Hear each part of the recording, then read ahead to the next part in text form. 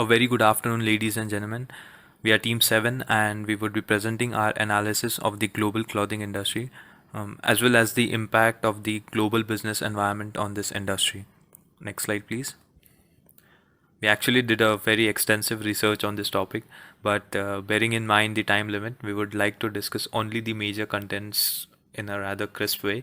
As you can see here, we would be presenting the basic characteristics of the industry, the international trade situation, the dynamics of supply and demand in this industry, trade policies, and lastly, the corporate strategies which are associated with the clothing market. Next slide, please. So Alejandro would take forward the presentation from here.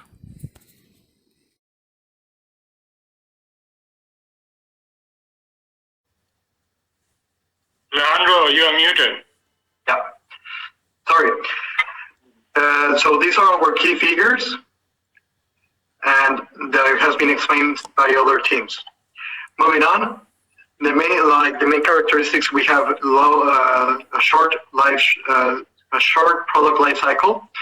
Also, is really well globalized, and also is becoming more customer oriented. The main keys for this is ensure and collect all the information from the consumers and where is the consumption being done. For that, we have seen increase on employment during the whole history, but lately we have had some problems. It has been reduced in certain countries due to trade policies and protectionist measurements. Moving on. Right now, we are only focusing more on the actual state. We can see right now everything is more concentrated here in Asia Pacific, and mainly all the goods or raw materials come from the United States, as we are going to see on our next example.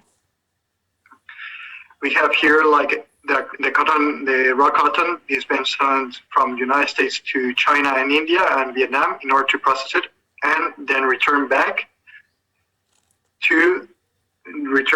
as a finished product. Moving on. Thank you for the stage. Now we'll discuss the demand and supply dynamics with respect to the clothing industry.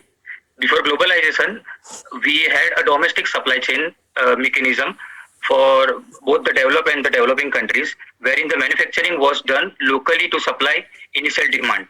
Then over the period, the clothing industry saw the technological advancement that pushed the new design into the market and surged the supply. With the plenty of supply of apparel, the demand from the customer side increased. Even the customer behavior changed. Due to high demand, competition within the suppliers increased and led to their focus on the manufacturing cost and the product innovation, which forced companies to move their production units to the developing countries, which was the first global shift. During the last 5 decades, the use of the communication technologies and the big data has integrated the supply chain vertically. Due to this, the higher supply capability was noticed. However, the industry is still suspicious about the fulfillment of the demand, because now the customer behavior has changed to more inclined to environment, considering carbon footprint and the sustainability of the product and supply chain. Next. Trade policies, political issues, and their influence on the clothing industries. Next. Yeah, of course, it is not the exclusive list, but it begins with the GATT. At the beginning of the globalization for the smooth international trade, 23 countries ratified the General Agreements on the Tariff and Trade in 1948, wherein they started to reduce the tariffs. On the other hand, to protect the domestic textile industry and employment from the social dumping, US and Europe formulated a quota-based policy called the Multi-Fiber Agreement in 1974. Furthermore, there are many other regional policies like NAFTA, CAFTA, and African Growth and Opportunity Act, and initiatives like Everything But Arms, which helps the least developed countries of their tax obligation when exporting, creating a borderless trade environment. Moving ahead, the Brexit and the US-China trade war are the most significant political actions of 21st century, affecting the global clothing trade severely, because the UK's textile industry depends on the international talent, raw material from the abroad, and the high level of exports, where to act where to act against a hefty trade deficit, the US has declared a huge hike in import tax on the goods from China, especially on the clothing and woven fabrics. Even China reacted strongly and trade war initiated. Due to this trade war, companies like Gap has decided to increase the product price, whereas the companies like Puma is claiming to consider shifting their production out of the China. Next, protectionism. The textile and apparel industry have a strong history of long history of protectionism. Left figure shows the protectionist measure. For the tariff barrier, US-China trade war is the best example.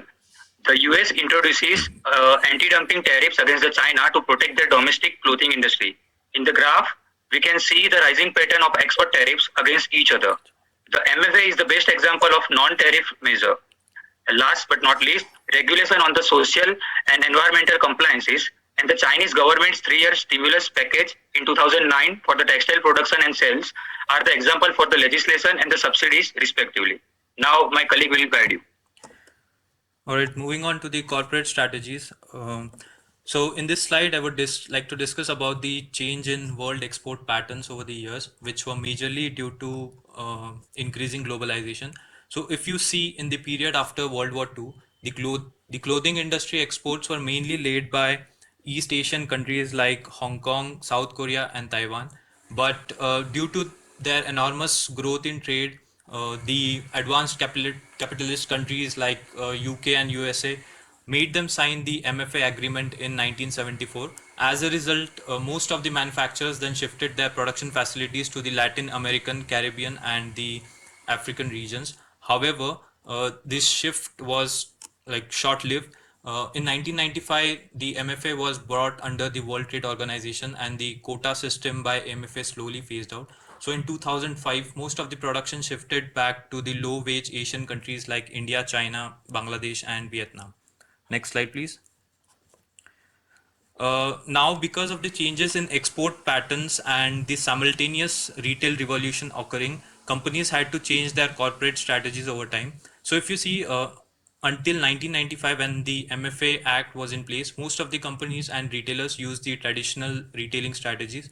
However, after 1995, with the increase in fast fashion trend and uncertain customer behavior, many companies changed their strategy from traditional retailing to lean retailing strategy. So here the retailers then started to place orders more frequently, like up to 8 seasons each year instead of bulk orders, which was like traditionally used to be 2 to 4 orders per season.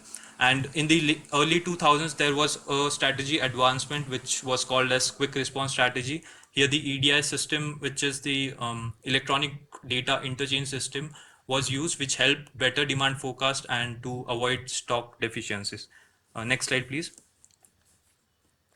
So the most recent trend is taking up the CSR strategies. As discussed before, in the retail revolution, the end consumers expected organizations to maintain a sustainable supply chain. This eventually forced companies to move towards CSR. So here the examples like reduction of carbon footprint and improvement in labor conditions are the CSR initiatives that the companies have adopted to create a point of differentiation against their competitors. Moving on to FDI. So over the years, the production of clothing industry has shifted to low-wage countries in Asia. If we observe the stats, out of 60% share of developing nations, 32% share is of Asian countries. Hence, with a strategy to promote domestic infrastructure development, the developing countries like India and China are seen to promote FDI. On the other hand, the developing nations like the USA, UK, and Japan first prefer investing in each other's territories. Well, this trend was observed only till 1990s, but later on, to reduce their production costs and due to the implementation of new trade regulations, they were forced to invest in the developing countries. Next slide, please. So the conclusions that we've derived out of this study are: firstly, there is a massive global shift of clothing industry from the developed nations to the developing. Second, the demand and supply of the industry has changed dramatically due to the technological advancements in production and distribution strategies. Lastly, we can say that globalization has had a major impact on the economies of scale in textile manufacturing.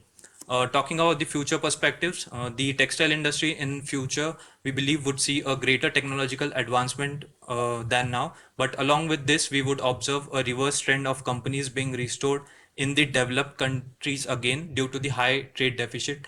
Next, we would see China, which is now the leading textile producer and exporter, lose its comparative advantage to India and other Asian countries. The main reasons for this being the US-China trade war, COVID-19 circumstances, and the new labor cost markets. So yes, that's it from Team 7. Thank you. Thank you very much. Well, it was again just in time